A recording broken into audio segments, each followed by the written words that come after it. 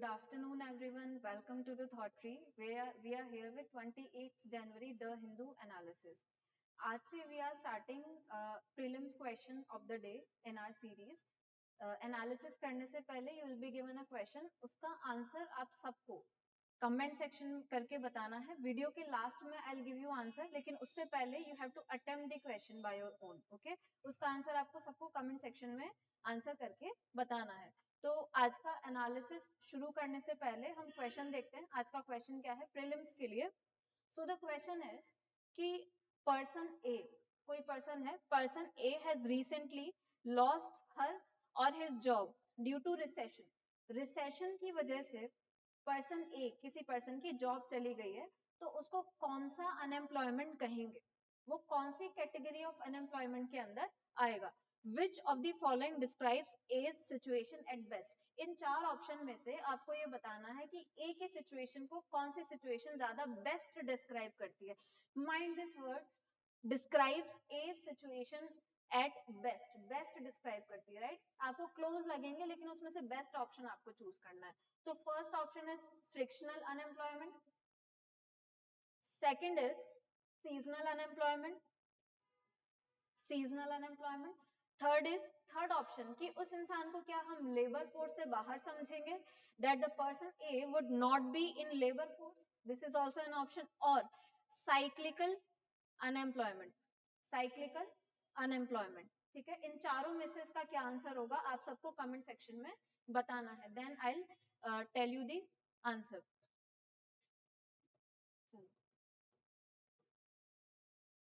तो सबसे पहले आज की फर्स्ट पेज पे जो न्यूज है, जैसे कि कल भी हमने बोला था, सेंट्रल एशिया के प्रेसिडेंट्स, सेंट्रल एशिया की 5 कंट्रीज के प्रेसिडेंट्स और इंडिया के प्राइम मिनिस्टर के बीच में पहली वर्चुअल मीटिंग हुई है. तो उससे क्या डिसीजंस निकल के आए हैं, किन बातों पे डिस्कशन हुआ है, वो हम इसमें डिस्कस करेंगे. तो पेज 1 पे ये न्यूज है, फर्स्ट पेज पे this is the news, central Asia India meeting. News में क्यों है? Because it is first India central Asia summit which is held. अब देखो, इसके लिए हमारे लिए क्या इंपॉर्टेंट हो जाता है कि सेंट्रल एशियन कंट्रीज कौन कौन सी हैं. 5 कंट्रीज हैं सेंट्रल एशिया में, जिनको हम सेंट्रल एशियन कंट्रीज बोलते हैं. 5 countries are there: Kazakhstan, Kyrgyzstan, Tajikistan, Turkmenistan and Uzbekistan. Kazakhstan, Kyrgyzstan, Tajikistan, Turkmenistan and Uzbekistan. एक बार इसका मैप भी देख लेते हैं.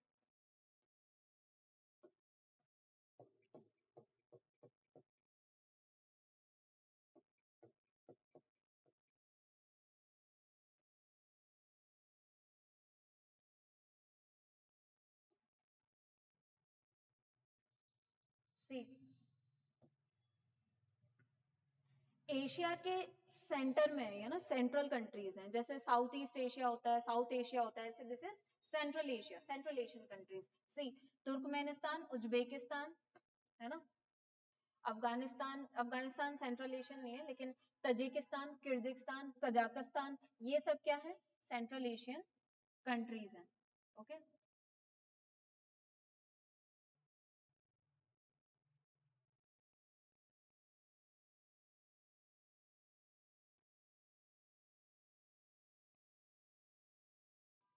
ऑलराइट. तो सेंट्रल एशियन कंट्रीज 5 कंट्रीज हैं. अब ये जो मीटिंग हुई है, इस मीटिंग में किन किन इश्यूज को एड्रेस किया गया है ये हम देखते हैं. First thing is to resolve connectivity issue with all these landlocked countries. ये कंट्रीज जो है ज्यादातर क्या है? लैंडलॉक्ड कंट्रीज है. लैंडलॉक्ड कंट्री कौन सी होती है? वो कंट्री जिसका कोई कोस्टल लाइन नहीं हो, मतलब किसी सी से या उससे कोस्ट उसकी नहीं है, कोस्टल लाइन नहीं है, मतलब चारों तरफ से उसकी दूसरी तरफ जो लैंड है, बाउंड्री है, वो लैंड की है, या तो किसी कंट्री की वो है ना, किसी ओशन की या सी की बाउंड्री नहीं है. That is called as land lock country. Countries having no coast line, coast line नहीं है इनकी, है ना. तो बेसिकली लैंड लॉक्ड कंट्रीज के साथ रिलेशंस, ट्रेड रिलेशंस इंप्रूव करना और मुश्किल हो जाता है, क्योंकि जैसे सी रूट होता है, तो सी रूट से तो हम ट्रेड इजीली कर लेते हैं, लैंड से ट्रेड करना मुश्किल होता है. सी रूट से लार्ज वॉल्यूम में लार्ज फ्रेट हम ट्रांसपोर्ट कर सकते हैं इधर उधर, है ना.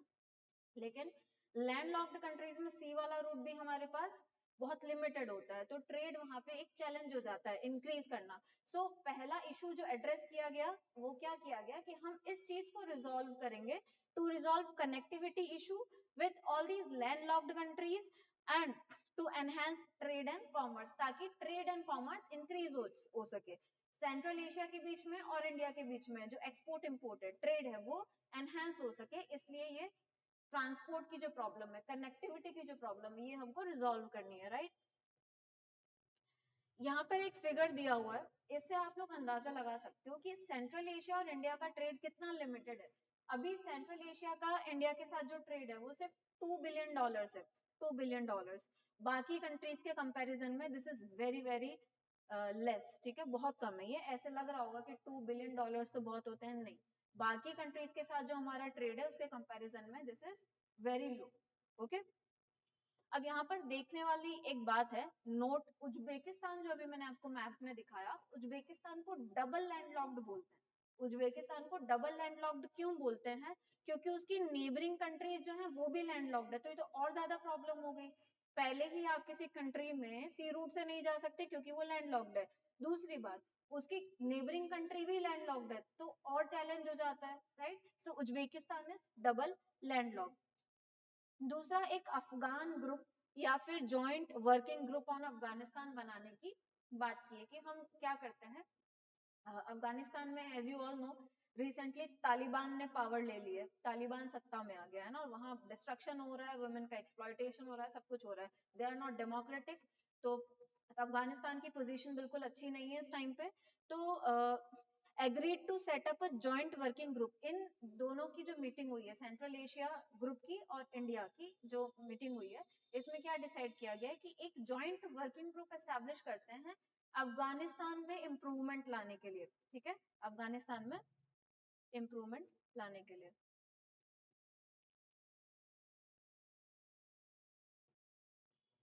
To provide immediate humanitarian assistance. अब इसमें क्या क्या किया जाएगा जो जॉइंट वर्किंग ग्रुप है, क्योंकि देखो अफगानिस्तान क्यों जरूरी है, अगर अफगानिस्तान में तालिबान रहा तो हम सेंट्रल एशियन कंट्रीज तक कैसे जाएंगे।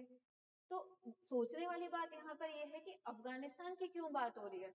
जब हम सेंट्रल एशियन कंट्रीज की बात कर रहे हैं, जिसमें कौन कौन है, कजाकिस्तान, किर्गिस्तान, तजिकिस्तान, तुर्कमेनिस्तान है, उज्बेकिस्तान, तो अफगानिस्तान पे क्यों बात हो रही है। अफगानिस्तान पे इसलिए बात हो रही है कि इन कंट्रीज से जाने का जो हमारा रास्ता है वो दो कंट्रीज से निकलता है, अफगानिस्तान से और पाकिस्तान से। पाकिस्तान से हमारे क्या रिलेशंस हैं, एवरीवन नोज। तो पाकिस्तान अगर हम उस रूट पे डिपेंडेंट रहे तो उसको कभी भी ट्वीक कर सकता है अपने फेवर में, राइट, उससे हमको प्रॉब्लम क्रिएट कर सकता है। तो दूसरा ऑप्शन हमारे पास क्या बचता है, अफगानिस्तान। जब तक वहां गवर्नमेंट डेमोक्रेटिक थी तब तक तो प्रॉब्लम नहीं थी, लेकिन अब अफगानिस्तान में तालिबान आ गया है तो वो भी हमारे लिए चैलेंज है, वहां वहां का भी हमारा रूट अफेक्ट हो गया, राइट, हम जा नहीं सकते इजिली। तो अफगानिस्तान में वी कैन इम्प्रूव, है ना। तो अफगानिस्तान पे अगर हम करते हैं कुछ काम तो that would be beneficial for central Asian countries as well as India and Afghanistan itself, right. So एक वर्किंग ग्रुप बनाए ताकि अफगानिस्तान में ह्यूमैनिटेरियन असिस्टेंस दे सकें। ह्यूमैनिटेरियन असिस्टेंस, वहां पे काफी लोगों के साथ बहुत ह्यूमन राइट्स का वायोलेशन हुआ है, मारा जा रहा है, एक्सप्लॉइट किया जा रहा है, right. Second, to ensure formation of truly representative and inclusive government. हम ये कोशिश करें कि वहां पे इंक्लूसिव और रिप्रेजेंटेटिव गवर्नमेंट आए, ना कि तालिबान की गवर्नमेंट आए, okay. Combat terrorism and drug trafficking, वहां पे टेररिज्म और ड्रग ट्रैफिकिंग को हम रिड्यूस करें या उसको खत्म करने की कोशिश करें। तो अफगानिस्तान हमारे लिए एक अच्छा जरिया बन जाएगा, राइट, जिसके थ्रू हम सेंट्रल एशिया तक जा सकते हैं। और preserve rights of women, children and minorities, वहां की वुमेन को भी बहुत ज्यादा एक्सप्लॉइट किया जा रहा है, तो उनके राइट्स और चिल्ड्रन के राइट्स दोनों को हम प्रोटेक्ट करें। तो ये एक जॉइंट वर्किंग ग्रुप बनाया गया जिसमें डिसाइड किया गया कि अफगानिस्तान पे हम काम करेंगे मिलके, central Asia and India. So this was all about central Asian summit. यही अभी जो है इश्यूज को वहां पर हाईलाइट किया गया था, okay. Now second news is related to this investment, ये भी फ्रंट पेज की न्यूज है, पेज वन। पेज वन पे देयर वाज अ न्यूज कि एयर इंडिया को कंप्लीटली टाटा ग्रुप को हैंडओवर कर दिया गया है।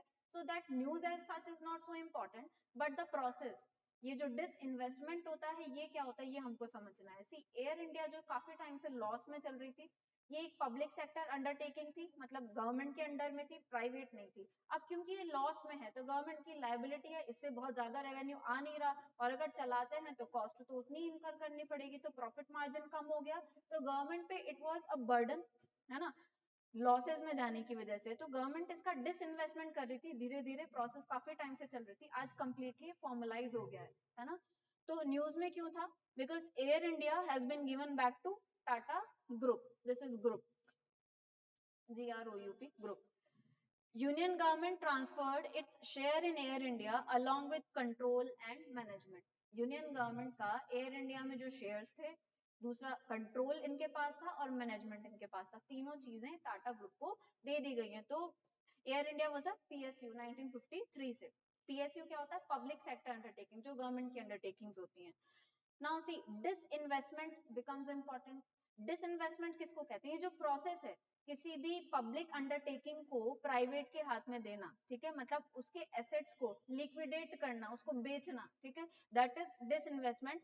सेल और liquidation of assets by the government, sale और liquidation of assets by the government. जैसे एयर इंडिया एक एसेट था, ठीक है, एयर इंडिया के शेयर्स उनके एसेट थे, उनको बेच दिया, उससे पैसा मिला गवर्नमेंट को, लेकिन अब एसेट कम हो गया, तो इस प्रोसेस को कहते हैं डिसइन्वेस्टमेंट, सेल और liquidation of assets by the government. Government इनको बहुत सारे पर्पस के लिए करती है। अच्छा, एक बात याद रखना, जनरली जैसे न्यूज़पेपर्स में डिसइन्वेस्टमेंट को प्राइवेटाइजेशन के साथ साइमल्टेनियसली यूज कर दिया जाता है, लेकिन that is wrong. Disinvestment is a process through which asset is sold out, है ना, और लिक्विडेटेड, लेकिन जरूरी नहीं है वो प्राइवेटाइजेशन के पर्पस के लिए ही किया जा रहा हो, ठीक है। डिसइन्वेस्टमेंट करने के गवर्नमेंट के अलग अलग पर्पसेस होते हैं, तो वो हम देखते हैं कि गवर्नमेंट डिसइन्वेस्टमेंट क्यों क्यों करती है, किन किन रीजंस की वजह से करती है। First is to reduce fiscal burden. Fiscal burden reduce करने के लिए भी करती है। कैसे? सी, गवर्नमेंट फिस्कल डेफिसिट हमने अर्लियर क्लासेस में कवर कर रखी है, राइट। गवर्नमेंट की जो एक्सपेंडिचर होते हैं, टोटल एक्सपेंडिचर, और गवर्नमेंट की जो रिसीट्स होती हैं टोटल, उनका जो डिफरेंस होता है वो हमको क्या बताता है? फिस्कल डेफिसिट बताता है। अगर गवर्नमेंट के टोटल एक्सपेंडिचर ज्यादा है, टोटल रिसीट्स है, तो गवर्नमेंट पे बर्डन है, उसको फंड करने के लिए गवर्नमेंट क्या करती है? बोरोइंग करती है, या तो RBI से या मार्केट से। वो बोरोइंग्स का क्या होता है? नेगेटिव इंपैक्ट होता है मार्केट पे और पूरी इकोनॉमी पे। तो हमको बोरोइंग्स कम करनी है, फिस्कल कंसोलिडेशन जिसको हम बोलते हैं, राइट। तो बोरोइंग कम करना यानी फिस्कल बर्डन कम करना, अपने रेवेन्यू बढ़ाना, अपनी रिसीट्स बढ़ाना, रेवेन्यू के सोर्सेज बढ़ाना। So first reason why government does disinvestment is to reduce fiscal burden. अब देखो, इसको क्या बोलते हैं? कैपिटल रिसीट्स, मैंने यहाँ पे एक टर्म लिखी है। बजट के कंपोनेंट्स होते हैं, बजट के क्या कंपोनेंट्स होते हैं? तीन, एक्सपेंडिचर, रेवेन्यू, बोरोइंग, है ना। बजट में अलग अलग हेड्स होते हैं, capital expenditure, revenue expenditure, capital receipts, revenue receipts.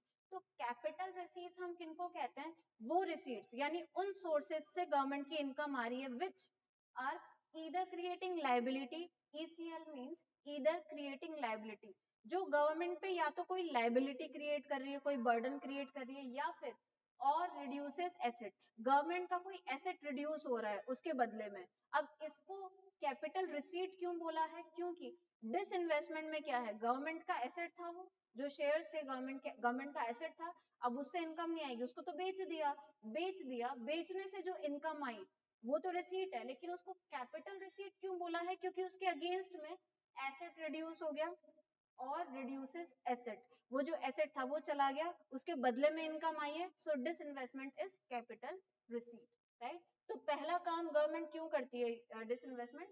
First reason is to reduce fiscal burden, जिससे रिसीट्स मिले गवर्नमेंट को। जो PSUs लॉस में जा रहे हैं उनपे और कॉस्ट इनकर करने से अच्छा उनको लिक्विडेट कर दो, उससे क्या है? गवर्नमेंट की डेफिसिट रिड्यूस होगी। ओके, आई थिंक सबको समझ आ गया होगा ये पॉइंट। और ये ध्यान रखना है कि disinvestment is capital receipt. Capital receipt क्या होती है? जो या तो लायबिलिटी क्रिएट करें या एसेट रिड्यूस करें। अब डिसइन्वेस्टमेंट से क्या हो रहा है? एयर इंडिया का जो शेयर्स थे वो गवर्नमेंट का एसेट था, उससे प्रॉफिट मिलता, अर्निंग होती, लेकिन अब क्या है? क्योंकि वो लॉस में जा रहा था तो उसको एसेट को लिक्विडेट कर दिया, किसी को बेच दिया, किसको बेचा? टाटा को। उससे जो इनकम मिली वो गवर्नमेंट के रिसीट्स हैं, लेकिन उसके अगेंस्ट में एसेट कम हो गया, इसलिए वो कैपिटल रिसीट्स हैं। Okay, second reason is to privatise, कुछ डिसइन्वेस्टमेंट्स को प्राइवेटाइजेशन के पर्पज से किया जाता है, प्राइवेटाइज करने के लिए, लेकिन सारे डिसइन्वेस्टमेंट प्राइवेटाइजेशन के पर्पज से नहीं किए जाते. So you can not write disinvestment is equal to privatisation. No, disinvestment, one of the reasons of disinvestment could be privatization, not all, right?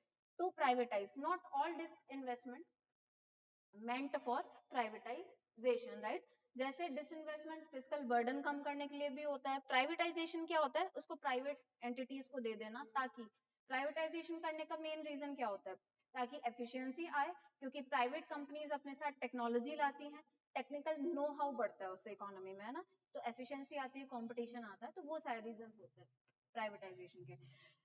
Another reason why government does disinvestment is to fund growth and development programs. अब ये जो capital receipt से पैसा आया, यानी disinvestment करने से पैसा आया, ये गवर्नमेंट कहाँ लगा सकती है, प्रोडक्टिव एसेट्स में जहां से और इनकम जनरेट हो, या इंफ्रास्ट्रक्चर में.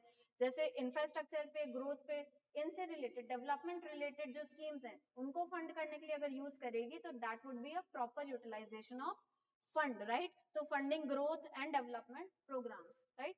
सो ये रीजंस हैं जिनके लिए डिसइन्वेस्टमेंट किया जाता है.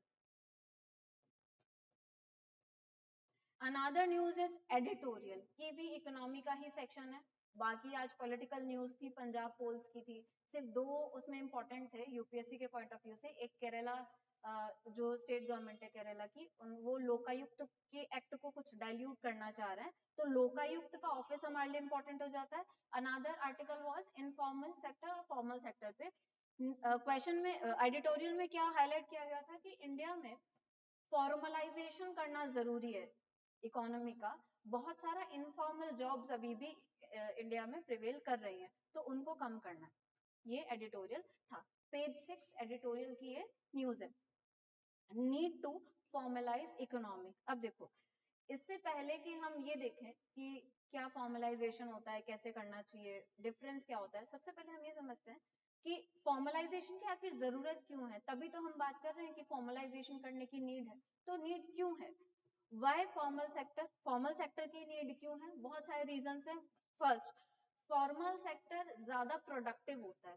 ज्यादा प्रोडक्टिव क्यों होता है, क्योंकि फॉर्मल सेक्टर रेगुलेटेड होता है, कुछ डेडलाइंस होती हैं. ओके, फॉर्मल सेक्टर के एम्प्लॉयज को सोशल सिक्योरिटी स्कीम्स मिलती हैं, सोशल सिक्योरिटी बेनिफिट्स मिलते हैं. फॉर्मल सेक्टर में एक्सप्लॉयटेशन कम होगा, नहीं होगा, मिनिमली होगा, है ना, अगर होगा तो भी.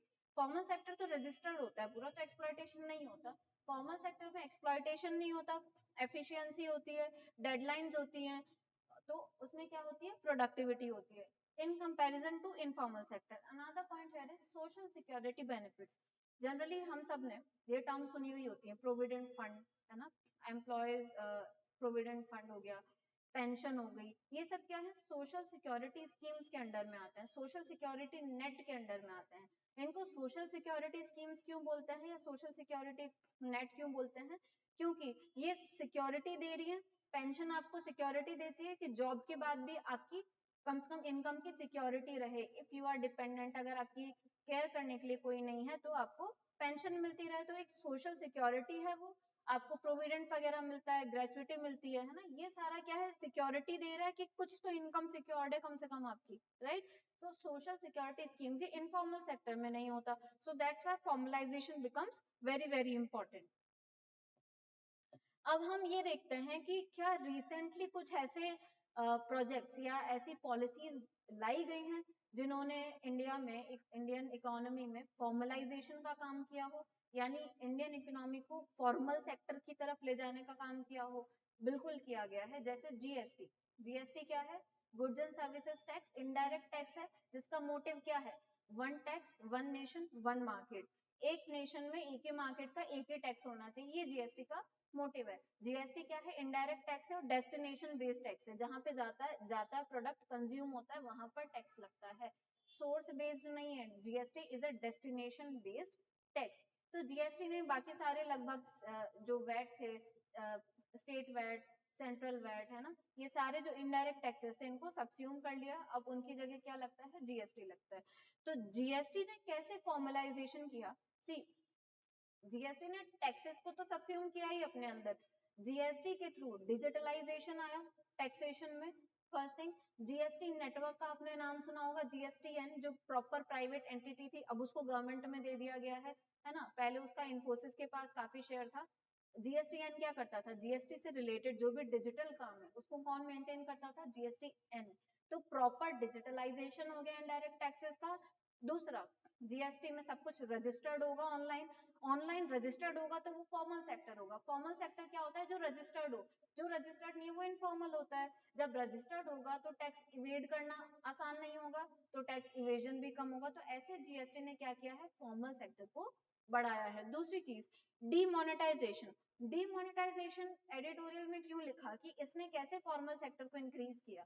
डीमोनेटाइजेशन क्या होता है, जब रिसेंटली जो करेंसी के डिनोमिनेशंस चल रहे हैं उनको आप बदल दो, उसको लीगल टेंडर नहीं मान के अब नए डिनोमिनेशंस इंट्रोड्यूस करो कि इस डिनोमिनेशन के नोट को, डिनोमिनेशन मतलब 500 का नोट, 200 का नोट, है ना। और अभी जो करेंसी डिनोमिनेशन था या जो करेंसी एक्सेप्टेबल थी जिस फॉर्मेट में, उसको हम एक्सेप्ट नहीं कर रहे, अब नया लाएंगे हम, है ना। तो वो डीमोनेटाइजेशन है। डीमोनेटाइजेशन हुआ था, किस लिए किया गया था, ब्लैक मनी को हटाने के लिए। अब जो नए करेंसी नोट्स, जो नए डिनोमिनेशंस वाले नोट्स आए हैं वो इंट्रोड्यूस किए गए, तो उससे जो पहले वाला जो पैसा था जो अनरजिस्टर्ड इनफॉर्मल सेक्टर का था वो चला गया, ठीक है। तो अब जो पैसा है वो ब्लैक मनी का नहीं होगा, ज्यादा से ज्यादा रजिस्टर्ड सेक्टर का होगा। इस वजह से डीमोनेटाइजेशन ने क्या किया है, फॉर्मल सेक्टर को और एनफोर्स किया है, क्योंकि डीमोनेटाइजेशन होने के बाद क्या हुआ, करप्शन, ब्लैक मनी का जो सप्लाई था वो काफी कम हो गया इंडिया में। Okay, so digitalisation of financial transactions, अभी हम देखते हैं बहुत सारे जो है वॉलेट्स आ गए हैं, जैसे पेटीएम, फोन पे, है ना। यूपीआई आ गया है, यूपीआई इंटरफेस आ गया, यूनिफाइड पेमेंट इंटरफेस। आप किसी भी एप्लीकेशन के थ्रू कर सकते हो, है ना। आपके पास पेटीएम है तो भी आप फोन पे कर सकते हो यूपीआई आईडी के थ्रू। सो हमने क्या किया है, ट्रांजैक्शंस को डिजिटलाइज कर दिया। जब हम ट्रांजैक्शन को डिजिटलाइज कर देते हैं तो वो ट्रांजैक्शन कहाँ से हो रहा है, वो रजिस्टर्ड हो जाता है। तो so the entity gets registered. Formal sector क्या है, जो जो रजिस्टर्ड हो, इनफॉर्मल में भी होता है रजिस्टर्ड, लेकिन फॉर्मल तो रजिस्टर्ड ही होता है पूरा। इनफॉर्मल में दो कैटेगरीज होती है, रजिस्टर्ड और नॉन रजिस्टर्ड। ओके, तो इससे क्या होगा, डिजिटलाइजेशन से रजिस्ट्रेशन बढ़ रहा है, so that's how it also increases formal sector in economy. Another thing is enumeration of informal sector workers on government portals. अभी रिसेंटली गवर्नमेंट और क्या इनिशिएटिव्स ले रही है कि जो इनफॉर्मल सेक्टर के वर्कर्स हैं, अच्छा पहले ये देखते हैं इनफॉर्मल सेक्टर वर्कर्स होते कौन है। जो छोटे टर्नओवर वाले सेक्टर्स होते हैं, जैसे ट्रेडिशनल हैंडीक्राफ्ट्स हो गए, ट्रेडिशनल इंडस्ट्रीज हो गई, cottage industries, small industries, street vendors, है ना। ये सब क्या इनफॉर्मल है, रजिस्टर्ड नहीं होते। तो इनफॉर्मल सेक्टर का एनुमरेशन कर रही है, उनको रजिस्टर करवाने की कोशिश कर रही है कुछ पोर्टल्स पे, ताकि उसको धीरे धीरे फॉर्मलाइज किया जा सके। सो ये कुछ स्टेप्स थे। अब हम पहले समझते हैं कि फॉर्मल और इनफॉर्मल में डिफरेंस क्या है। देखो, फॉर्मल सेक्टर में टैक्सेशन होता है। टैक्सेशन क्यों होता है, क्योंकि वो रजिस्टर्ड होते हैं। जब आप रजिस्टर्ड होते हो तो टैक्स इवेड करना, टैक्स चोरी करना बिल्कुल भी पॉसिबल नहीं होता, राइट, अनलेस आप लीगली गिवन लूप होल्स को एक्सप्लॉइट ना करो। ओके, एक होता है टैक्स इवेजन और एक होता है टैक्स प्लानिंग। दोनों में क्या डिफरेंस होता है, टैक्स इवेजन तो होता है इलीगली आप इवेड कर रहे हो, टैक्स चोरी कर रहे हो। एक होता है टैक्स प्लानिंग, कुछ लीगल तरीके से आप अपना टैक्स बचाने की कोशिश कर रहे हो। तो टैक्स बचाना इज नॉट रॉन्ग, लेकिन इलीगल तरीके से नहीं, लीगल तरीके से। जैसे इनकम टैक्स एक्ट का सेक्शन 80C वो कहता है कि अगर 1.5 करोड़ तक का आपने, 1.5 लाख तक की इनकम आपने प्रोविडेंट फंड अकाउंट में जमा करा दी तो वो नॉन टैक्सेबल होगी। सो सेक्शन 80C आपके लिए इंपॉर्टेंट हो जाता है, राइट। तो वो लीगल तरीका है टैक्स बचाने का, ठीक है, टैक्स बचाने का। और उस पे, उस प्रोविडेंट फंड अकाउंट पे जो इंटरेस्ट मिलेगा उस इनकम पे, वो भी नॉन टैक्सेबल होगा। तो ऐसे आप टैक्स प्लानिंग कर सकते हो, लेकिन टैक्स इवेजन नहीं करना है। तो यहाँ पे टैक्स इवेजन नहीं हो पाता, है ना। इनफॉर्मल सेक्टर, नॉन टैक्सेशन, इससे हमारा टैक्स बेस ही नहीं बढ़ पाता। अगर इनफॉर्मल सेक्टर ज्यादा होगा तो टैक्स बेस नैरो होगा, क्यों, क्योंकि रजिस्टर्ड ही नहीं है, तो टैक्सेशन अथॉरिटीज कहाँ से ट्रेस करेंगी कि हमको टैक्स लेना है। ये लीगलाइज्ड होता है, ये नॉन लीगलाइज्ड होता है, ठीक है।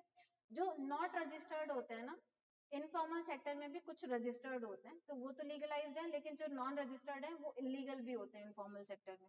यहाँ पे सोशल सिक्योरिटी बेनिफिट्स मिलते हैं, pension pension gratuity provident fund, employers provident fund, employees provident fund, है ना, ये सब तो यहाँ मिलता है, यहाँ नहीं मिलता, नो। अदर इंसेंटिव्स, कुछ प्रिविलेजेस फॉर्मल सेक्टर एम्प्लॉइज को मिलते हैं, पर्क्स, एमिनिटीज, ये सब मिलते हैं, तो वो यहाँ पर नहीं मिलते। ओके, अब देखो आईएमएफ क्या है, इंटरनेशनल मॉनेटरी फंड। आईएमएफ के according how can informalisation be reduce, हम बात तो कर रहे हैं कि हमको इनफॉर्मलाइजेशन रिड्यूस करना है, ज्यादा से ज्यादा हमारे यहाँ फॉर्मल सेक्टर में लोग काम करें, ताकि उनको खुद को सिक्योरिटी, सोशल सिक्योरिटी बेनिफिट्स भी मिले, गवर्नमेंट का टैक्स रेवेन्यू भी इंक्रीज हो, इलीगल चीजें ना हो, क्योंकि जो इलीगल सेक्टर है इनफॉर्मल में विच इज नॉट रजिस्टर्ड, वो वहाँ ब्लैक मनी भी चलती है, पैरेलल इकोनॉमी क्रिएट ना हो, और रजिस्टर्ड होने से हमको एक्चुअल उनका कंट्रीब्यूशन पता लगे जीडीपी में कितना है। जब कोई भी सेक्टर रजिस्टर्ड होता है तो टारगेटेड पॉलिसीज बनाना भी आसान हो जाता है, उनके लिए हम और बेटरमेंट कैसे कर सकते हैं, राइट। सो हम इंपॉर्टेंस तो समझ गए इनफॉर्मलाइजेशन को कम करने की, लेकिन क्या तरीके हो सकते हैं जिससे इनफॉर्मलाइजेशन कम हो सके। तो आईएमएफ ने कुछ तरीके बताए हैं, आईएमएफ इंटरनेशनल मॉनेटरी फंड है, तो ये आप बिल्कुल अपने आंसर्स में लिख सकते हो, these are globally accepted. First is to reduce excessive state regulation. एक यहाँ पे एडिटोरियल में बहुत अच्छी चीज हाईलाइट की गई है कि इंडिया जैसी कंट्री में, खासकर डेवलपिंग कंट्रीज में, इंडिया भी डेवलपिंग कंट्री है, इनफॉर्मलाइजेशन ज्यादा होने का रीजन क्या होता है।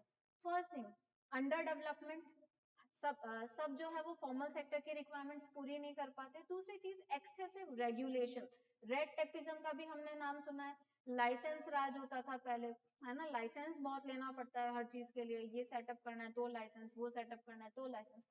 इससे क्या होता है, कोई भी फॉर्मल सेक्टर में जाने से और रजिस्टर करने से बचना चाहता है। हालांकि हमने लाइसेंस राज अब काफी कम कर दिया है ना, हम गवर्नेंस पे बहुत इंप्रूव कर चुके हैं पहले के कंपैरिजन में, लेकिन अभी भी जो मेन इशू हमको एड्रेस करना है वो क्या करना है, जो गवर्नमेंट का रेगुलेशन होता है इन एक्टिविटीज पे, उनको थोड़ा अगर हम रिड्यूस करें तो हम इसको इनफॉर्मलाइजेशन को कम कर सकते हैं। क्योंकि अगर किसी कंपनी के लिए, किसी सेक्टर के लिए, किसी एम्प्लॉय के लिए, किसी एम्प्लॉयर के लिए रजिस्टर करना आसान होगा तो वो इजीली रजिस्टर करेगा, और रजिस्टर हो जाएगा तो फॉर्मल में आ जाएगा, राइट। सो हमको रेड टेपिज्म क्या होता है, फाइल पे फाइल आगे बढ़ती जाती है, रिजल्ट नहीं मिलता, है ना। रेड टेपिज्म क्यों कहते हैं, क्योंकि जनरली गवर्नमेंट फाइल्स पे एक रेड कलर की सील लगी होती है ना, पैक करने के लिए। तो रेड टेपिज्म क्या शो करता है कि फाइल पे फाइल आगे आपकी बढ़ती जाती है ना, मतलब कोई भी क्लियरेंस चाहिए तो उसके लिए आपको बहुत ज्यादा वेट करना पड़ता है, टाइम बहुत ज्यादा लगता है, उसकी वजह से लॉस भी हो जाते हैं कई बार कंपनीज को, तो वो फिर रजिस्ट्रेशन से बचने की कोशिश करते हैं, तो हमको डायरेक्ट उस प्रॉब्लम को ही एड्रेस करना है। Second is reduce strict labour laws, labour laws भी रिड्यूस करेंगे तो भी ज्यादा फॉर्मल सेक्टर में लेबर काम करेंगे और एम्प्लॉयर्स काम करवाना चाहेंगे, वहां पे अपनी एंटिटीज, अपनी यूनिट्स एस्टेब्लिश करना चाहेंगे। फॉर एग्जांपल गवर्नमेंट ने इस चीज के लिए स्पेशल इकोनॉमिक जोन्स क्रिएट करना स्टार्ट किया, SEZ जिनको हम बोलते हैं। स्पेशल इकोनॉमिक जोन्स क्या होते हैं, वहां पे लेबर लॉज स्ट्रिक्ट नहीं होते, वहां पे रूल्स स्ट्रिक्ट नहीं होते, ठीक है, रेड टेपिज्म कम होता है, रेगुलेशंस कम होती है। SEZ क्यों बनाए जाते हैं, ease of doing business ensure करने के लिए, ताकि जल्दी से इजीली कोई कंपनी आके कोई फैक्ट्री अपनी सेटअप कर सके या कोई ऑफिस सेटअप कर सके। तो ऐसे जोन्स क्रिएट करे जाते हैं जहाँ पे लेबर लॉ भी इजी हो, ताकि एम्प्लॉयर को एम्प्लॉय को दोनों को समझ आ जाए और आराम से काम हो सके। दूसरा, रेगुलेशन भी कम हो। तो SEZ हमने काफी यहाँ पर इस सिचुएशन को इम्प्रूव करने के लिए एस्टेब्लिश किए और हमको करने की आगे जरूरत है। Third, excessive taxation, excessive taxation से भी हमको बचना है। एक्सेसिव टैक्सेशन का क्या मतलब है, एक तो रेट्स ज्यादा नहीं हो, ठीक है, रेट्स ज्यादा नहीं हो, क्योंकि ये प्रूवन है जिन कंट्रीज में टैक्स की रेट ज्यादा है वहां टैक्स कलेक्शन कम है, और टैक्स की रेट अगर कम है तो tax based tax collection, tax through जो रेवेन्यू आ रहा है वो ज्यादा है। तो रेट्स अगर कम होंगी तो रेवेन्यू कलेक्शन ज्यादा होगा टैक्स का। और जैसे डायरेक्ट टैक्सेस जो होते हैं, इनकम टैक्स वगैरह, इनकी रेट्स बढ़ाने से क्या होता है, वो बर्डन शिफ्ट भी नहीं हो पाता, आपको ये देना है इनकम का टैक्स। तो जो इनडायरेक्ट टैक्सेस होते हैं उनकी तो फिर भी आप टैक्स को चोरी नहीं कर सकते। इनडायरेक्ट टैक्स क्या होता है, जिसका बर्डन शिफ्ट होता है सब पे, है ना। जैसे आप कुछ भी खरीदते हो, सपोज आपने कोई बिस्किट खरीदा, उस पे जो एमआरपी लिखी हुई आती है, उसमें उसके प्रोड्यूसर का टैक्स जो उसने इनपुट पे दिया था, वो उसकी कॉस्ट ऑलरेडी कवर्ड होती है एमआरपी पे, तो वो उसका बर्डन आप पे शिफ्ट हो गया। आप उसकी जो एमआरपी दे रहे हो, आप इनडायरेक्टली इनडायरेक्ट टैक्स पे कर रहे हो, राइट। तो उनमें अगर थोड़ा बहुत ज्यादा होगा तो इतना अफेक्ट नहीं होगा, लेकिन डायरेक्ट टैक्स की अगर आपने रेट बढ़ा दी तो लोग बचना शुरू हो जाएंगे, उससे रजिस्टर ही नहीं करना चाहेंगे, राइट। तो ऐसी चीज नहीं करनी। दूसरा, टैक्स पे टैक्स ना लगे किसी पर्टिकुलर यूनिट पे, डबल टैक्सेशन पे, टैक्स कैस्केडिंग पे, टैक्स पे टैक्स लगता है, उसको टैक्स कैस्केडिंग बोलते हैं, उससे हमको बचना है, एक्सेसिव टैक्सेशन से। तो जो है वो फैक्ट्रीज यूनिट्स आपकी फॉर्मल सेक्टर में आएंगी। Third is fourth is reduce economic backwardness. बिल्कुल, अगर इकोनॉमी बैकवर्ड होगी तो लोग स्मॉल जो इनफॉर्मल सेक्टर्स हैं उनमें ज्यादा जाएंगे, लेकिन अगर एडवांसमेंट होगा तो प्रॉपर अपॉर्चुनिटीज क्रिएट होंगी, फॉर्मल सेक्टर में जॉब क्रिएट होंगी। जब जॉब फॉर्मल सेक्टर्स में क्रिएट होंगी और इजीली लोग वहां जा पाएंगे तो इनफॉर्मल में क्यों जाएंगे, राइट। क्योंकि इनफॉर्मल सेक्टर में लोगों को फॉर्मल सेक्टर में भी जॉब भी तो नहीं मिल रही, ये भी एक रीजन है कि इनफॉर्मल सेक्टर में लोग ज्यादा जाते हैं, क्योंकि कुछ ना कुछ तो अपने लाइवलीहुड को मेंटेन करने के लिए करना पड़ेगा ना, अर्न करने के लिए। सो ये भी हमको करना है। Last but not least is ease of doing business. Ease of doing business जैसे भी मैंने बताया, SEZ एस्टेब्लिश करते हैं, खासकर अभी तेलंगाना और आंध्र प्रदेश गवर्नमेंट जो है, ये ईज ऑफ डूइंग बिजनेस में काफी अच्छा रैंक कर रही है काफी टाइम से, है ना। साउथ के स्टेट्स कर्नाटका, आंध्र प्रदेश, तेलंगाना, ये क्या कर रहे हैं कि जो बिजनेस करने के जो रूल्स हैं, रेगुलेशंस हैं, जब रेगुलेट किया जाता है, कोई आके आपके टेरिटरी में बिजनेस कर रहा है, तो वो जो रेगुलेशंस है उनको थोड़ा इजी रखो। तो क्या होगा कि आपके पास बिजनेस आएगा, इन्वेस्टमेंट आएगा, वहां कंपनीज अपनी फैक्ट्री सेटअप करेंगी, ऑफिस सेटअप करेंगी। ये जब ईज ऑफ डूइंग बिजनेस होगी, एंट्री भी आसान होगी और एग्जिट भी आसान होगा उससे। कई बार क्या होता है, एंट्री तो आसान होती है, एग्जिट नहीं आसान होता। मतलब अगर आप लॉस में भी चल रहे हो तो फिर उसको रिकवर करने की लंबी प्रोसीजर, बहुत सारा क्लियरेंस लेना होगा, इधर से उधर से NOC लेना है, ये लेना है, वो लेना है ना। तो अलग अलग डिपार्टमेंट्स में फाइल जा रही है। Entry as well as exit दोनों इजी होना चाहिए बिजनेस के लिए, तब जाके ease of doing business is ensured. अब यहाँ पर एक SBI, State Bank of India की एक रिपोर्ट आई है कि पहले ही इंडिया में इनफॉर्मलाइजेशन इतना ज्यादा है, दूसरा पेंडेमिक में ये और बढ़ गया है, इनफॉर्मलाइजेशन का जो रेशो है ये बढ़ गया है। हमने काफी एफर्ट्स करके 2020, 21 तक, 29, 20 तक फॉर्मल सेक्टर को बढ़ाने की कोशिश की, इनफॉर्मल सेक्टर को कम करने की कोशिश की, लेकिन कोरोना पैंडेमिक के टाइम पे ये और वर्जन हो गया, तो अब हमको एक्स्ट्रा एफर्ट्स लगाने पड़ेंगे, right. Pandemic has increased informalization, which was reducing since 2016. तब से reduce हो रहा था, अब एकदम से ये बढ़ने लग गया। See, there is a term in news, huge tragedy. ये terms हम क्यों लेते हैं अपने analysis में, क्योंकि fancy terms जो होती है ना, ये UPSC के favorite areas में से होती हैं। अगर आपको नहीं पता huge tragedy क्या है, तो you will easily get distracted by the options, आप कंफ्यूज हो जाओगे, क्योंकि क्लोज ऑप्शंस देंगे आपको कंफ्यूज करने के लिए, देंगे ऐसे ऑप्शंस बनाएंगे जो आपको लगेंगे हाँ ये तो यही होता होगा, है ना। तो ऐसे टर्म्स आपको हमेशा न्यूज में देखनी है। न्यूज क्या थी कि बक्सर जो है, बक्सर छत्तीसगढ़ में, बक्सर में काफी डेथ्स होती रहती हैं, इसकी वजह से आज ही नहीं काफी टाइम से चल रहा है ये हुज ट्रेजेडी। तो हुज बेसिकली क्या होता है, हम हुज ट्रेजेडी किसको कहते हैं, जो इलीगल लिकर होती है। लिकर को बनाने का भी एक लीगल तरीका होता है, कुछ कंडीशंस होती हैं जिनमें उनको बनाया जाता है, कुछ केमिकल कॉम्पोजिशन होता है उनका। तो अगर उसको एक्सप्लॉइट करते हो, आप उसको वायलेट करते हो इलीगल तरीके से, अनकंडीशनली ज्यादा केमिकल्स यूज करके, या जो नहीं रिक्वायर्ड है उनको यूज करके आप लिकर बनाते हो, तो उसको क्या कहते हैं, हूच कहते हैं, illegal liquor. It is made under unlicensed condition rising using chemicals, ठीक है। ये अनलाइसेंस्ड कंडीशंस में बनती है, लाइसेंस्ड फैक्ट्रीज नहीं होती। अनलाइसेंस्ड क्यों होती है, ये अगेन इनफॉर्मल सेक्टर आ गया। जो अनलाइसेंस्ड है वो क्या है, इनफॉर्मल सेक्टर। अभी अनलाइसेंस्ड क्यों है, टैक्स वैक्स से बचने के लिए, ठीक है। तो ऐसा क्या होता है ना, टैक्स बचने के लिए आप रजिस्टर्ड ही नहीं कर रहे। अब जो अनलाइसेंस है उसको रेगुलेट करने के लिए कोई नहीं है, रेगुलेट करने के लिए कोई नहीं, तो वो कुछ भी बना के दे सकता है आपको, तो उससे सोसाइटी का भी नुकसान होता है, सोशल हेल्थ पे भी असर पड़ता है। अगेन इनफॉर्मल सेक्टर जो अभी अभी हमने डिस्कस किया, तो ये अनलाइसेंस्ड कंडीशंस में बनाई जाती है। और यहाँ पर मिथाइल अल्कोहल डेवलप किया जाता है, विच इज वेरी डेडली। अगर इसकी ज्यादा क्वांटिटी कंज्यूम कर ली तो 24 से 30 घंटे में इंसान की डेथ हो जाती है। Methyl alcohol which is deadly. क्या इसका ट्रीटमेंट अवेलेबल नहीं है? बिल्कुल है। अगर टाइम से पेशेंट को हॉस्पिटल तक पहुंचा दिया जाए ट्रीटमेंट हो सकता है, लेकिन ऐसा करना ही क्यों है हमको, है ना।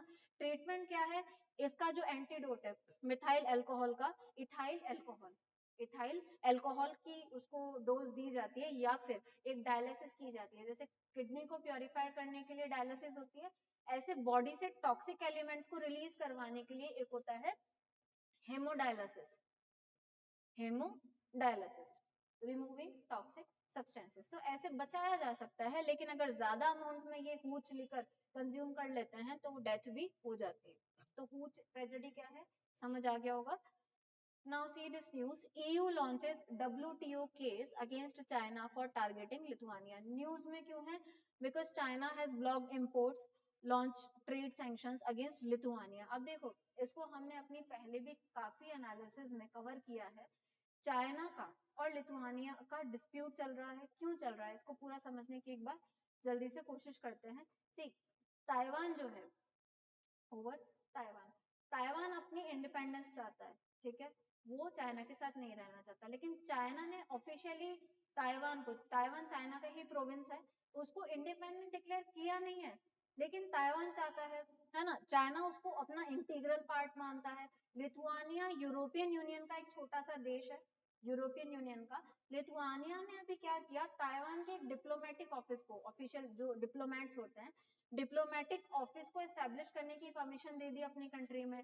जब आप किसी कंट्री के डिप्लोमेटिक ऑफिस को एस्टेब्लिश करने की परमिशन देते हो, उसका सीधा सीधा ये मतलब होता है कि आप उस कंट्री को सोवरीन स्टेट एक्सेप्ट कर रहे हो, राइट। आप एक्सेप्ट कर रहे हो कि it is an independent sovereign state, तभी परमिशन दे रहे हो। किसी प्रोविंस को थोड़ी परमिशन मिलती है कोई भी डिप्लोमेटिक ऑफिस एस्टेब्लिश करने की।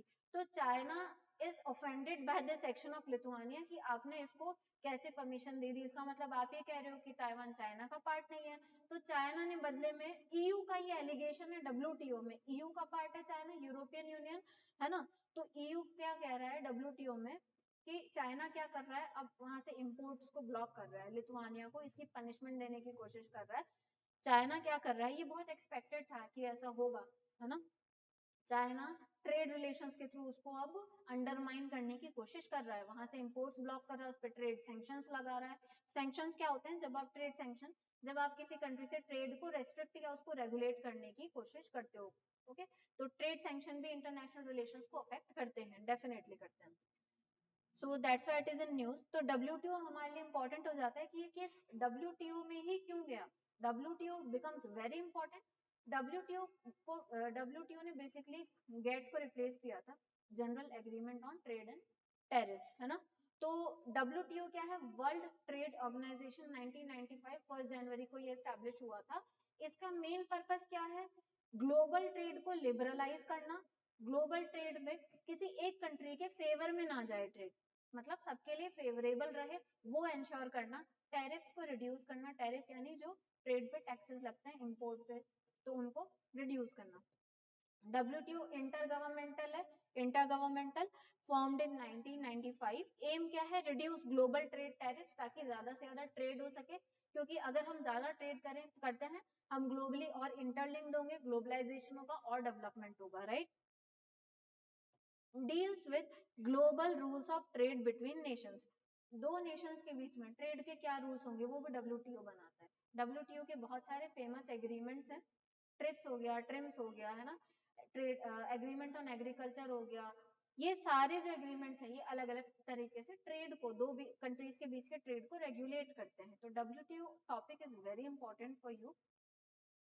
And to liberalise global trade, liberalise करना। डब्ल्यूटीओ का हेडक्वार्टर क्या कहाँ है? जेनेवा में, Geneva is in Switzerland, Geneva Switzerland. So ये इसलिए न्यूज में था। अब हम देखते हैं लोकपाल एंड लोकायुक्त, ठीक है। अच्छा, ये जो न्यूज थी आपकी,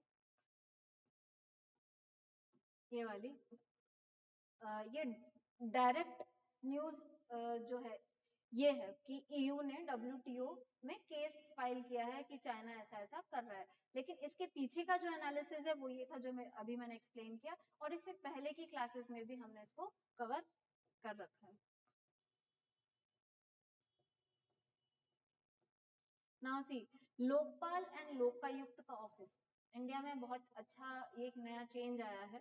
तो ये न्यूज में क्यों है, पहले ये देखते हैं। केरला की गवर्नमेंट कुछ अपने लोकायुक्त के रूल को, एक्ट को डाइल्यूट करना चाह रही है, तो ये हमारे लिए न्यूज इंपॉर्टेंट नहीं है। हमारे लिए लोकायुक्त का और लोकपाल का ऑफिस बिकम्स वेरी इंपॉर्टेंट, है ना। ये पेज 6 पे एक साइड में कॉलम था एडिटोरियल के, वहां से अपन ने ये न्यूज ली है। लोकपाल एंड लोकायुक्त बने कैसे, बहुत पुरानी हिस्ट्री है, कुछ इंटरनेशनल एफर्ट्स भी किए गए हैं ना। लेकिन इंडिया में जो एक्ट आया सबसे पहले, it was Lokpal and Lokayukta act 2013। Lokpal and Lokayukta act 2013 इसने एस्टेब्लिश किया किसको, लोकपाल और लोकायुक्त। अब ये होता क्या है बेसिकली, ये एक ऑम्ब्यूड्समैन होता है। ऑम्ब्यूड्समैन मतलब, ऑम्ब्यूड्समैन बोलते हैं इसको। लोकपाल और लोकायुक्त ये बेसिकली क्या है, एक ऑफिशियल होता है, official to represent public interest. इसको क्यों बनाया जाता है, पब्लिक इंटरेस्ट को रिप्रेजेंट करने के लिए बनाया जाता है, ठीक है। ये इसका नाम लोकपाल है। ये जो ऑफिस ऑफिशियल है पब्लिक इंटरेस्ट को एनफोर्स करने के लिए, ये जो ऑफिस है यूनियन लेवल पे जो करता है उसको लोकपाल बोलते हैं, लोकपाल। और जो स्टेट लेवल पे करता है उसको लोकायुक्त। इसका एक मेन पर्पस ये है कि जो सिस्टम में, गवर्नेंस में, गवर्नमेंट में करप्शन के केसेस होते हैं, उनको ये देखता है, करप्शन पे जो केसेस आते हैं इनके पास। और दूसरी चीज, माल एडमिनिस्ट्रेशन को इससे हम धीरे धीरे रिड्यूस कर सकते हैं। माल एडमिनिस्ट्रेशन ना हो, करप्शन ना हो, इन सबको इंश्योर करने के लिए इसको एस्टैब्लिश किया गया। ये स्टैट्यूटरी है, इसका कोई कॉन्स्टिट्यूशनल स्टेटस अभी तक तो नहीं दिया गया। इसको कोई भी कॉन्स्टिट्यूशनल स्टेटस नहीं दिया गया। It is statutory. स्टैट्यूटरी मतलब which is made out of A statute. Statute मतलब एक्ट। जैसे ये किससे बना है, लोकपाल एक्ट से, तो ये स्टैट्यूटरी है। जो कॉन्स्टिट्यूशन में मेंशन्ड होता है या जिसको कॉन्स्टिट्यूशनल स्टेटस बाद में दे दिया जाता है, वो क्या होता है, कॉन्स्टिट्यूशनल। और जो ना तो स्टैट्यूटरी होता है ना कॉन्स्टिट्यूशनल होता है, जैसे गवर्नमेंट एग्जीक्यूटिव ने जो नोटिफिकेशन लाती है, एग्जीक्यूटिव ऑर्डर के थ्रू अगर किसी चीज को एस्टेब्लिश करती है, तो उसको हम क्या बोलते हैं। जैसे नीति आयोग को एग्जीक्यूटिव ऑर्डर के थ्रू एस्टेब्लिश किया गया, तो वो ना तो स्टैट्यूटरी है क्योंकि एक्ट नहीं है, ना कॉन्स्टिट्यूशनल है, वो क्या है, एक्स्ट्रा कॉन्स्टिट्यूशनल बॉडीज कहलाती है, राइट। तो ये क्या है, स्टैट्यूटरी है। इसका फंक्शन क्या है, to inquire into allegations of corruption against public officers, है ना, functionaries and related matters. Corruption के केसेस को, इसको क्या करना है, इंक्वायर करना है। अगर कोई ऐसा एलिगेशन आता है कि यहाँ इस डिपार्टमेंट में इस तरह का करप्शन हुआ, so that is a revolutionary step. क्योंकि करप्शन एक बहुत बड़ी प्रॉब्लम है, हम सबको पता है, उसके बहुत ज्यादा नेगेटिव इम्पैक्ट्स होते हैं अलग अलग फील्ड्स में। So that's why this office becomes very important. अब ये जो टर्म कॉइन की थी, ये लोकपाल और लोकायुक्त, ये जो दो टर्म्स है, कॉइन किसने की थी, डॉक्टर LM सिंघवी, ओके। और एडमिनिस्ट्रेटिव रिफॉर्म कमेटी जो बनाई गई थी, कमीशन जो बनाया गया था 1966 में, जो फर्स्ट ARC थी, उसने भी इसको रेकमेंड किया था। First ARC। ARC is very very important for you from the point of view of governance section of your syllabus, right. ARC recommended their establishment। इस साल भी प्रीलिम्स में ARC से रिलेटेड क्वेश्चन आया है, गवर्नेंस के क्वेश्चन आए हैं काफी, है ना।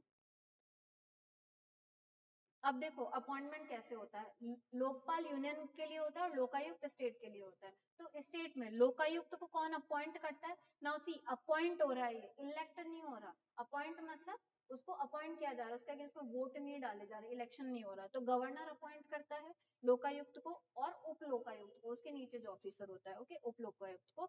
और यूनियन लेवल पे जो होते हैं लोकपाल जो होते हैं, उनको प्रेसिडेंट अपॉइंट करते हैं।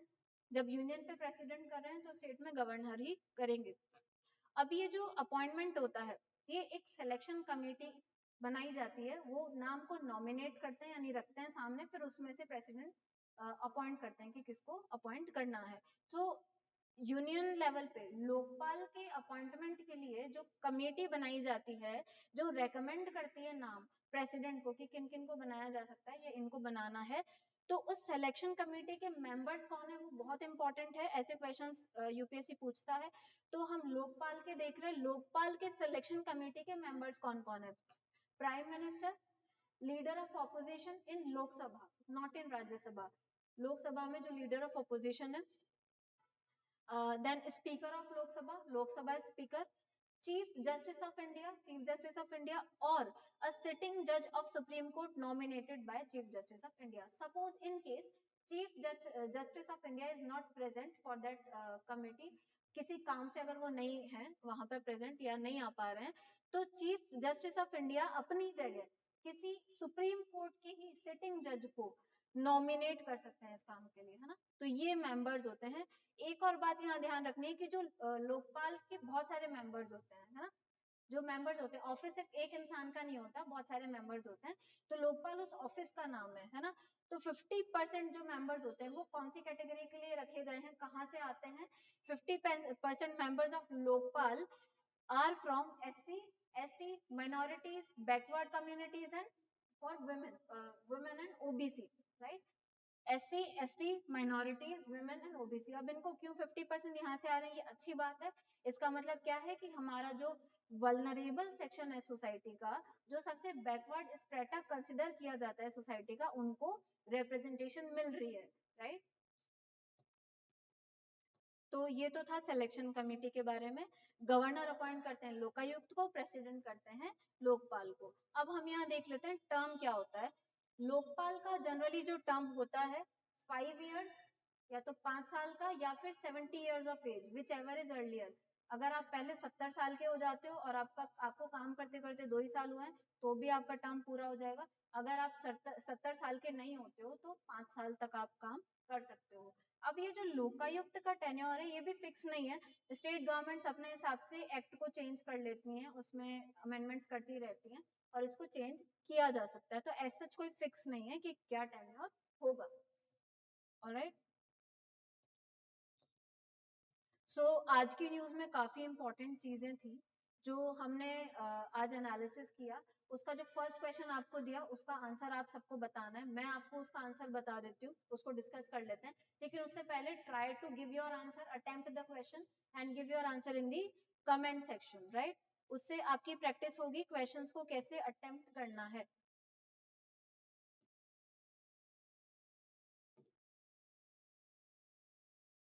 तो हमारा क्वेश्चन क्या था?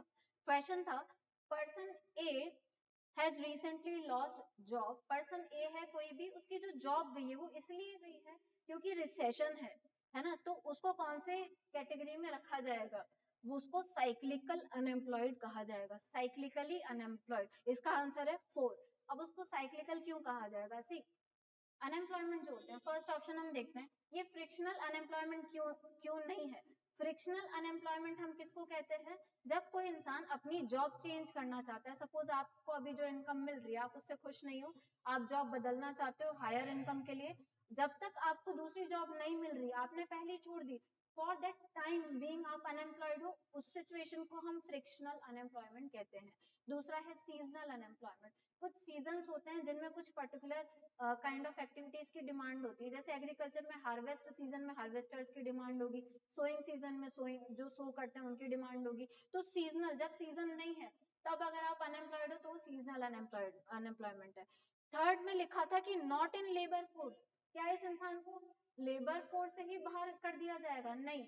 इसके इस कंसेप्ट को समझने के लिए आपको ये डिफरेंस जानना जरूरी है कि लेबर फोर्स और वर्क फोर्स में क्या डिफरेंस होता है। लेबर फोर्स हम किसको कहते हैं? Percentage of population. Labour force किसको कहते हैं? You can write if you want. बहुत इंपॉर्टेंट डिफरेंसेस हैं ये जो आपको पता होने चाहिए।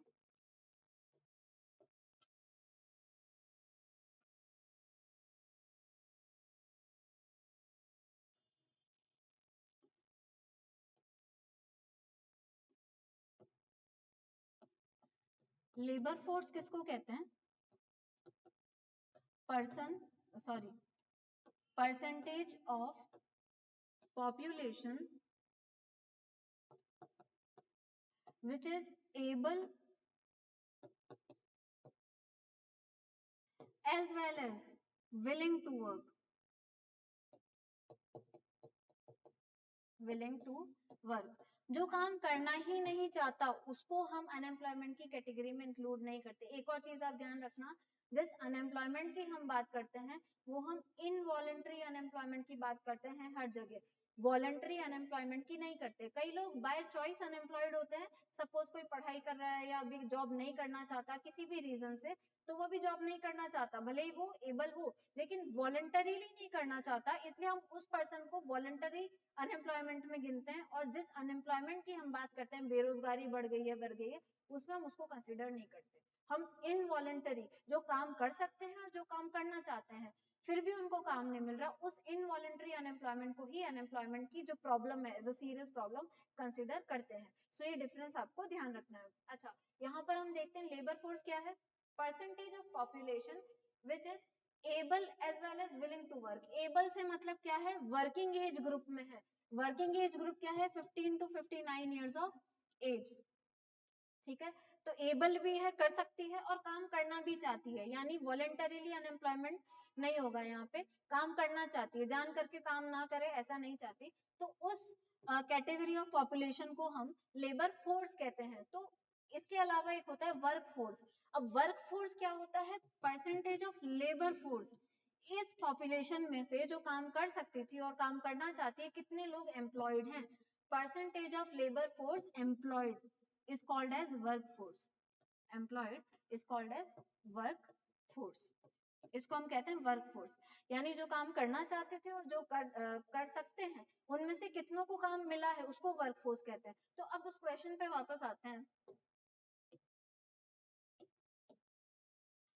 तो यहाँ पर आपको लिखा कि क्या इस पर्सन ए को लेबर फोर्स का पार्ट नहीं माना जाएगा, डेफिनेटली माना जाएगा, क्योंकि वो काम करना भी चाहता है, ठीक है, काम करना भी चाहता है और एबल भी है, बस वो जॉब को चेंज कर रहा है अपनी, है ना, तो वो लेबर फोर्स में तो है लेकिन अभी वर्क फोर्स में नहीं है। किस में नहीं होगा, अगर लेबर फोर्स की जगह वर्क फोर्स होता तो ये ऑप्शन भी सही होता, लेकिन ये सही नहीं है। लेबर फोर्स में तो है because he is willing as well as able to work, लेकिन अभी जॉब चेंज कर रहा है तो कुछ टाइम के लिए बस उसको काम नहीं मिल रहा, तो वो वर्क फोर्स में आएगा, लेबर फोर्स में नहीं आएगा। आंसर है साइक्लिकल अनएम्प्लॉयमेंट। साइक्लिकल अनएम्प्लॉयमेंट क्या होता है, इकोनॉमी का एक साइकिल होता है डेवलपमेंट का, बिजनेस साइकिल भी जिसको कहते हैं, ऐसे, यानी हर इकोनॉमी में हमेशा रिसेशन नहीं होता। रिसेशन क्या है, जब ग्रोथ कम हो रही होती है, और हमेशा बूम नहीं होता, बूम नहीं होता, मतलब हमेशा डेवलपमेंट ही हो रहा हो ऐसा नहीं होता, एक साइकिल चलता रहता है, कभी ऊपर कभी नीचे, है ना, इसको साइक्लिकल कहते हैं, साइकिल है। तो ये क्या है, ग्रोथ हो रही है, जब ग्रोथ पीक पे पहुंच जाती है उसको हम बूम कहते हैं। धीरे धीरे कई बार ऐसी सिचुएशन आती है, कुछ सिचुएशन में इकोनॉमी नेगेटिव उसमें जा रही होती है, ग्रोथ कम हो रही होती है, जैसे कोरोना में एक्टिविटीज कम हो गई, इकोनॉमिक एक्टिविटीज, तो रिसेशनरी सिचुएशन आने लग जाती है ना। रिसेशन जब वर्जन हो जाता है तो रिसेशन की वर्स्ट सिचुएशन इज डिप्रेशन। ठीक है, तो आपसे पूछा कि रिसेशन की वजह से, है ना, रिसेशन, अच्छा वो क्वेश्चन में क्या पूछा था कि एक चीज मैंने शायद कुछ उसमें कंफ्यूजन हो गया, इसमें हम उसको इंक्लूड क्यों नहीं करेंगे लेबर फोर्स में, क्योंकि वो रिसेशन की वजह से अनएम्प्लॉयड है, जॉब चेंज नहीं करना चाहता, वो फ्रिक्शनल अनएम्प्लॉयमेंट का डिस्क्रिप्शन आ गया। पर्सन ए को हम इसमें इंक्लूड क्यों नहीं कर रहे, क्योंकि लेबर फोर्स में वो है, वो सिर्फ रिसेशन रिसेशन की वजह से अभी कुछ टाइम के लिए अनएम्प्लॉयड है, क्योंकि इकोनॉमी में ही रिसेशन है तो उसको जॉब नहीं मिल रही है ना, तो वो रिसेशन की वजह से है। तो रिसेशन किसका पार्ट है, साइकिल का, इकोनॉमी की साइकिल का, तो वो साइक्लिकली अनएम्प्लॉयड है, फ्रिक्शनल नहीं है क्योंकि वो खुद चेंज नहीं कर रहा, सीजनल भी नहीं है क्योंकि सीजनल अनएम्प्लॉयमेंट भी नहीं है, लेबर फोर्स में भी है, और साइक्लिकल है क्योंकि इकोनॉमी का साइकिल किस तरफ जा रहा है, अभी रिसेशन की तरफ जा रहा है, रिसेशन की तरफ जा रहा है, इसलिए पर्सन ए अनएम्प्लॉयड था, तो वो साइक्लिकल अनएम्प्लॉयमेंट होगा। So that was it for today's analysis. अगर आपको आज के एनालिसिस के नोट्स चाहिए तो नोट्स अवेलेबल है, हमारा जो द थॉटरी के नाम से चैनल है टेलीग्राम पे, आप वहां से उसका पीडीएफ डाउनलोड कर सकते हो। ओके ओके, आई होप आपको समझ आया होगा, और ये क्वेश्चन भी आप लोगों ने अटेम्प्ट करके कमेंट में आंसर्स दिए होंगे। सो क्वेश्चंस हम रोज करेंगे ताकि आपकी प्रीलिम्स की प्रैक्टिस भी होते रहे नॉलेज के साथ साथ।